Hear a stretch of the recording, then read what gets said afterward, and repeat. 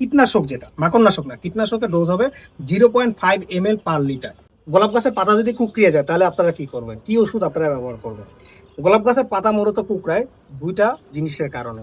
প্রথম যে সমস্যা সেটা হচ্ছে থ্রিপসের আক্রমণ, দ্বিতীয় যে সমস্যা সেটা হচ্ছে মাকড়ের আক্রমণ।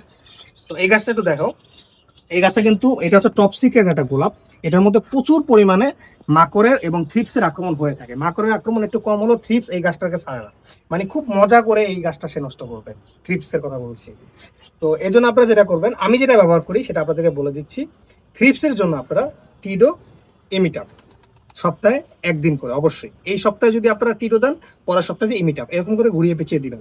আর মাকড়ের জন্য আমি যেটা ব্যবহার করি সেটা হচ্ছে ভার্টিমেক আর হচ্ছে ডমিনেটর। আপনারা কিন্তু ইচ্ছা করলে এই কীটনাশক এবং মাকড়নাশক একসাথে ইউজ করতে পারবেন। ধরেন ইমিটাফ ভার্টিমেক একসাথে দিলেন, টিডো ডমিনেটর একসাথে দিলেন, ডোজটা হবে, সব কীটনাশকের ডোজ হবে হচ্ছে একই রকম।